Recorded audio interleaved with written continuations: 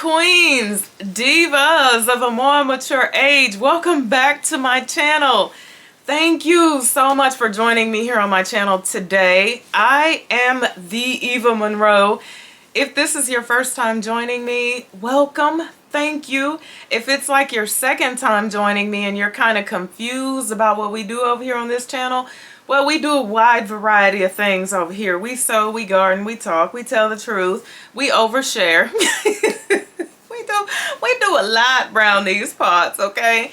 So someone commented that they missed my grown woman talks, and I was like, yeah, I missed my grown woman talks too. But you know, I really did kind of go through this thing about oversharing, right? Like I had to have a conversation with myself about, was I oversharing? But at the end of the day, I really think that for me, it is that my experiences and things that I am willing to talk about, other women go through these things, and you know, when people don't talk about or don't share what they're going through, then sometimes we're like, ooh, you know, I'm in this by myself, I'm going through this alone.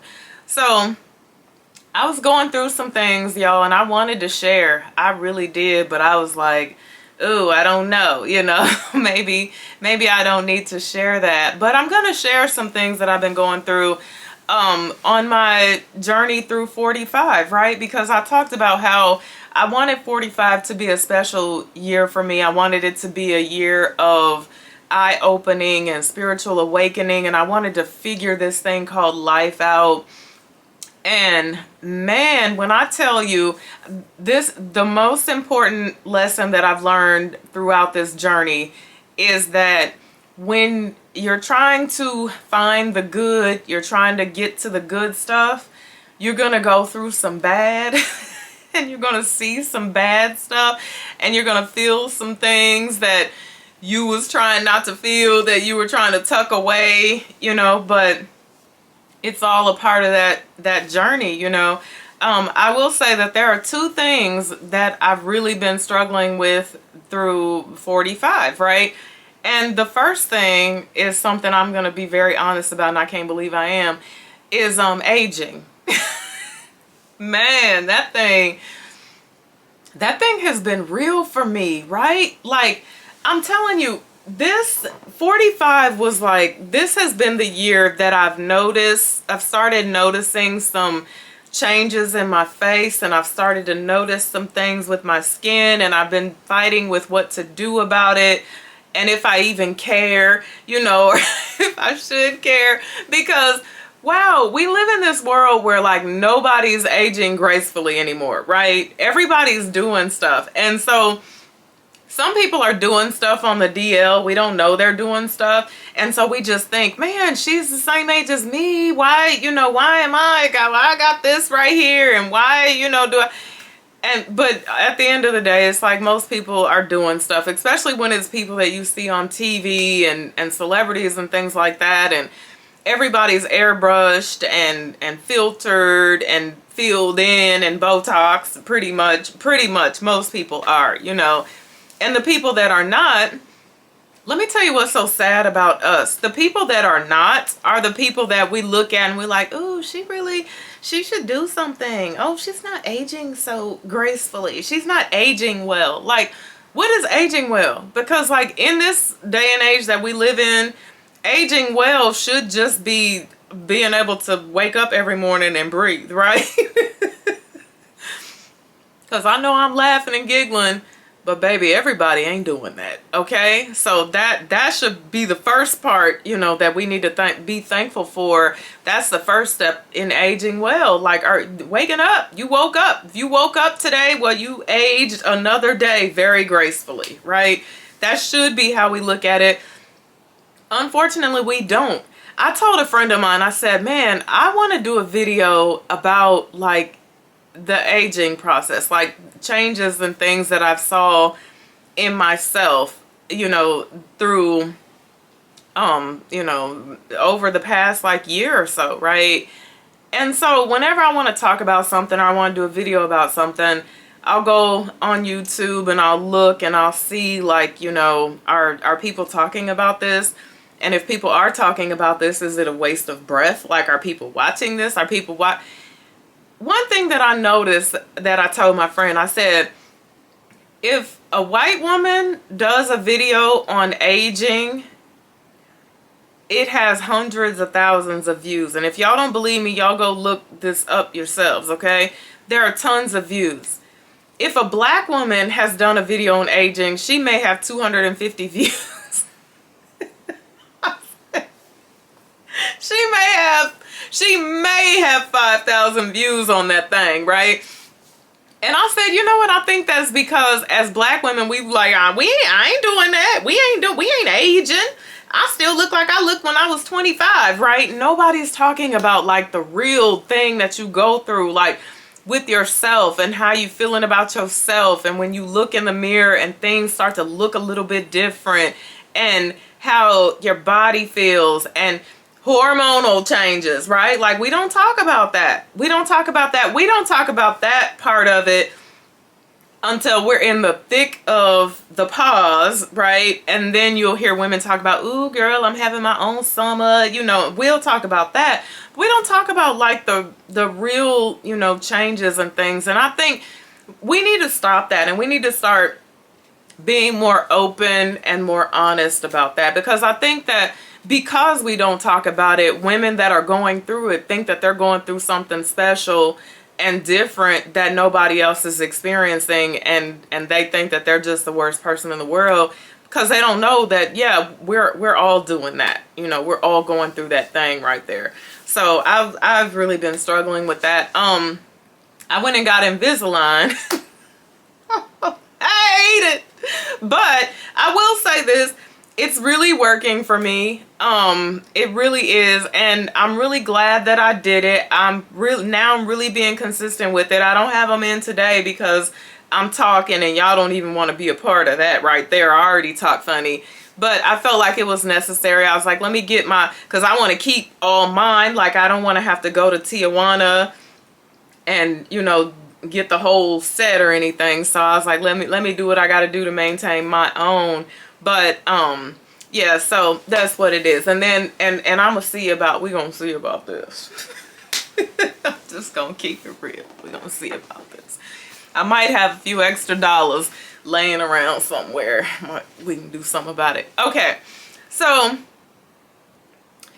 thing number 2 that I was really struggling with, that was really like, that snatched my soul, right, was my marriage. Like, I was really struggling in my marriage, and I want to talk about that a little bit, right? But I'm not going to talk about it in like a disrespectful way or anything. And I'm going to talk about it from my point of view, from my side of things, and what I see and what I went through, or what I'm going through. So what really happened for me in that aspect of it was that, okay, I'll say this thing first, like, y'all know this ain't my first rodeo. I've done this thing before, right? And so prior to getting married to my husband, like, I didn't want to be married. And I have made that very clear. I was like, yeah, you know, I had my true love. I've experienced that, and earthquaking and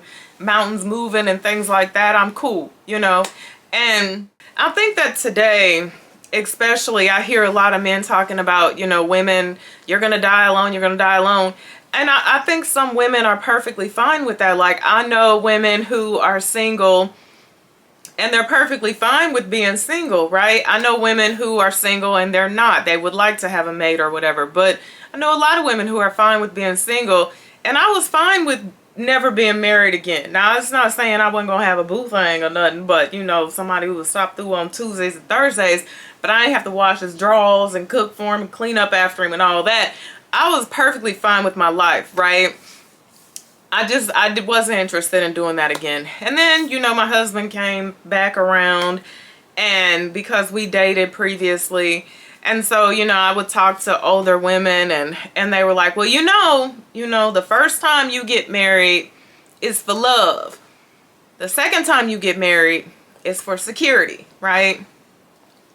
And I also listen to people say things like, you know, If you're not in love, that'll come. You may fall in love. You know what I'm saying? So I loved my husband, love, and I cared for him deeply. I wasn't in love with him, but I was like, you know, okay, maybe that'll grow. So when he proposed on Christmas Day one year, dropped down on one knee, ring in hand, I didn't know anything about it. She said yes, right? With all this in my mind. Now, I told y'all the story about how I woke up at 2 o'clock in the morning the night before we were going to get married, and I told my husband we couldn't do this. And he was like, why not? And I was like, oh, we cannot get married. We got this. We got this. We don't do this. We need to work on this. You know, we got. And he was like, we'll be fine. We're going to work through all of that. Now, hindsight is always 20/20, okay? Get your shit together before you go stumbling down that aisle or walk into the courthouse or however it is you gonna get down. Later on, I would realize that, you know, I asked God to show me, okay? Just like I told y'all, I asked him to show me what is my purpose here. It says, show me, you know, should I be here? Is this where I'm supposed to be? Is this what I'm supposed to be doing? And he not only did he show me 3 or 4 times, but at 2 o'clock in the morning that night, he balled his fist up and he punched me in my face. He said, no, this ain't for you. And I did it anyway. And so in getting along, I said, whatever I do, if y'all know anything about me, whatever I do, I'm going to do it well, and I'm going to do it swell. I'm going to give it everything I have. And so I came into the marriage, and I just want to be a good wife, right? That was all. I was like, I just want to be a good wife, because in my first marriage, I was a mediocre wife, right? I wasn't wifing hard enough. And there were things I could have done better. There were things I should have done better, you know, but I said, hey, I'm going to be a good wife. That's all I want to do. So I did that, and all of the other stuff that was missing or was lacking, I never dealt with that, right? I never dealt with any of that type of stuff. I just wanted to be a good wife. And I was good wifing and good wifing. And what happens is when you good wifing and you're not, the things that you need, your needs are not being met, eventually you grow a little rebellious and a little tired and a little weary, a lot of weary of the situation, you know, and you just subconsciously, you start shutting things off, and subconsciously you start stopping doing things, and because you get angry about the things that you need that just are not being there. I'm a heavy communicator. And heavy communicator, and I'm a talker. I like to talk. I want to say what's on my mind. If someone has done something to rub me the wrong way, I'm the person to say, hey, listen, this is what you did. I need you to run that back. Let's fix that. Please don't do that to me again. Doesn't make me feel good. You gonna get this one pass, and we gonna move on from here. I like to just sit down and communicate about life, period. Hey, where are you going? What you want to do? What's the plan? Where we got, and in being with somebody else who is already living their best life, and they like, we need to do something else for. What we need to go for? What you need to do that for? What we gotta, the future is the future. That's a hard thing. You can never put, I say, the compatibility and passion and chemistry, you can never put those things on the back burner. Those are things that are going to rise and fall constantly in a marriage, because you're not going to like each other every day, right? But you better have some chemistry some damn where in there. You better have some passion. You better have some compatibility. That better be in there somewhere. It can't forever be lacking, because when that's the situation, what you building on? Because I say this all the time, like marriage is a business, and it is, really it is 100%. But when you have those other things combined in there, it makes it seem less business-like, right? We're here because we want to be. Like, I want to be wanted. Like, I want you to be here. Someone asked me this along, would you rather be wanted or needed? I want to be wanted all day long. I don't want to be needed, because when people need you, they keep you around for whatever reason that they need you for. I want to be wanted, you know? And so you just find that you get into this place to where you just hanging on by a thread, and everybody's just keeping everybody around just because of what they need them for, and nobody's happy. You know, and so, and one day I just woke up and I was like, you know, we don't got to do this, right? you know, we don't got to do this no more, you know. And of course he's like, cause he's living his best life. He's like, do what? You know, this thing, keep waking up, looking at each other in the face every day. You know, we don't got to do this no more, right? That was the thing for me. And so then I had to make a decision that happiness is the most important thing to me right now at this present moment in my life. Like, I want to be happy and healthy. Those are the two most important things to me. And so I said to myself, I said, you know, you have to do whatever it takes to make sure that you're living your life to the fullest. And I said this in a video before. I said, I'm not really sure if the one I have will be willing to come along, or, you know, watch me grow, or, you know, allow me to do what it is I need to do. I'm really not sure about that. But I had to just take that step and say, hey, this is what I need to do in order to be living my best life, and to be living my life to the fullest. Because there are some things that I just was not real with myself about. And y'all know that I'm in a May-December relationship, and I said in a video before that, you know, yeah, I had the one that moved the earth, and I had the one. So when I talk about, you know, things to pay attention to when you're in a May-December relationship, I talked about, you know, are you still a very physical person? Are you still needing someone to move mountains?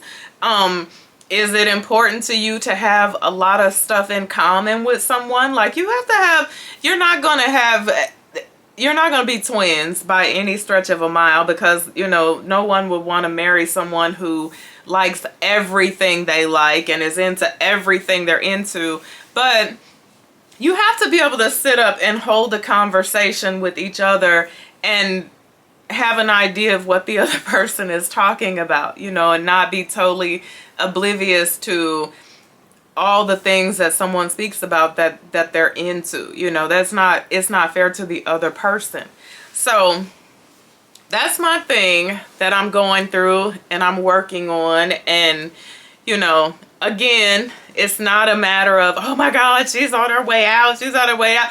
No, she's doing whatever she needs to do to be happy. That's her thing. Because I know a lot of people who have left this world miserable, never having done the things that they wanted to do in life, not able to live their lives to the fullest, kind of in a box. That's never going to be me. I'm going to ensure that I am happy at best. If I'm nothing else, I am happy, right? So I have a bit of an announcement. I have a bit of news to tell. This thing that I'm really kind of excited about, and I'm really nervous about. Okay, so there's this thing that I'm really excited about. I'm really excited to share it with you lovely ladies. But first, I gotta tell you this little story, okay? Because I talked about in my sewing video that where I was showing the pieces that I made, how hard I am on myself about the things that I make, and how I'm such a perfectionist at times. Like, what's weird about me is that IDGAF, what people think at all about me, okay? But when it comes to my work and things that I've created and things like that, I'm really a perfectionist, right? And so I'm really hard on myself in that, you know, aspect of my life. So I would make things and people would want them, and people were like, oh, I would buy that, or people would want me to give them things that I made.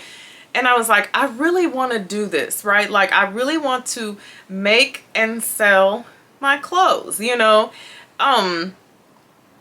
When I think all roads of my life have really literally led up to this thing right here, once I really sit down and start to break it down, like all the way from my childhood, and, you know, hoarding Vogue magazines and all that type of stuff that has been a part of my life, like for my entire life, you know, really being into fashion designers and fashion and things like that, you know. So I was like, okay, I'm going to start making and selling my clothes, right?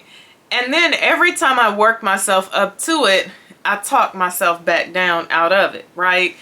And one day I'm like, okay, what's the damn problem, right? So like you have the material, you have everything you need, you have the space, you have the wherewithal, you have the desire. And every time I get up there, I talk myself right back down out of it, right? So I'm laying in bed the other night, and I'm on TikTok, which is so bad. Don't lay in bed and be on TikTok, child. Don't put trash in your mind before you go to sleep. But it was meant for me to be on TikTok scrolling at this present moment. Now, this individual that you're gonna hear, if you don't like profanity, mute this portion of the video. Every time I scroll to a video of his, I just roll my eyes and go right past it, because he gets on my nerves, honestly. I'm just gonna keep it 100. Because he always seems like he has a lot to say about women. But this thing that I'm getting ready to play for you that he said snatched my soul, and I needed to hear it in the moment in which I heard it. You better stop motherfucking doubting yourself. Let these po-ass motherfucking hoes make you feel like you ain't the motherfucking one. Like you ain't got no motherfucking motion. You is the motherfucking motion. I needed to hear that, right? You better stop doubting yourself, right? That snatched my soul. Like, why am I doubting myself? Here's the thing. Nobody else doubts me. Well, I'm not going to say nobody else. I'm sure there are people, I know there are people sitting back like, girl, she ain't get that, you know. But why am I doubting myself? Okay, girl, do your thing. If it works, great. If it don't, on to the next one. Maybe I'll start selling cut flowers or something, because I can grow the hell out some plants, child. But so here's the thing. I have decided on March 5th, starting March 5th, but every month, once a month, I will drop five pieces. 5 pieces. Now, I'm going to show you an example. There, some things will pop up that, the satin short outfits, which are stinking beautiful. Could be a blazer, could be suits, whatever. 5 pieces I will drop in multiple sizes, and I will make them available to my subscribers first and foremost, who wants them. And stay tuned for details on how I'll drop them, how you can get them, things like that. But I'm really excited about it, and it's really important to me to be able to do this. So I'm gonna let you know right now, they ain't gonna be cheap, okay? They'll be reasonable, but they ain't gonna be cheap. So don't try me, okay? Don't tell me I could go to Neiman's, see you at Neiman's. I usually go on Tuesdays, okay? So they're not gonna be cheap, but they are going to be made available. I will say this, someone asked a great question in my sewing video, and they were like, could you break down the cost per project? And I said, you know what? I said to myself, that is a whole video. That would be great to do, because people do not respect handmade goods. Like, they don't respect what goes into them. I made a jacket, and a friend of mine wants the jacket, and I was like, I can't just give it to you. She's like, well, I'll pay you like $40 for. $40. Girl, the fabric was $49.99 a yard. It took 4 yards to make the jacket. You do the math. And then add my time and my care and how well it's put together and everything else in there with that. You know, we dealing with something totally different here. So that's another conversation for later on down the line. Like I said, you guys will have all the details first and foremost before anybody else. And then there's one more thing that I want to announce, that if you are getting married or you know somebody else that's getting married, I'm going to do a wedding dress giveaway in March, okay? A wedding dress giveaway. There will be 2 dresses to choose from that the bride that wins can choose from. They're brand new wedding dresses. I didn't make the dresses, okay? Beautiful dresses. I have picked my 2 favorites, and so I'm going to be giving one of those away to a lovely subscriber on my YouTube channel. So if you know someone getting married, let them know. Stay tuned for the details of that. You must be subscribed to this channel in order to be entered into the giveaway, into the contest, okay? So thank you ladies so much for hanging out and chatting with me while I overshare in this video. And let me know what you think in the comment section below. Let me know about your aging process, okay? Let me know in the comment section below. And if any men come in my comment section talking about women over 40, I'm gonna let you know right now. I'm gonna eat you up, okay? I don't clap back, but I'm clapping this time because I ain't in the mood for it. So thank y'all so much for watching me. Until I see you again, be blessed and bye for now.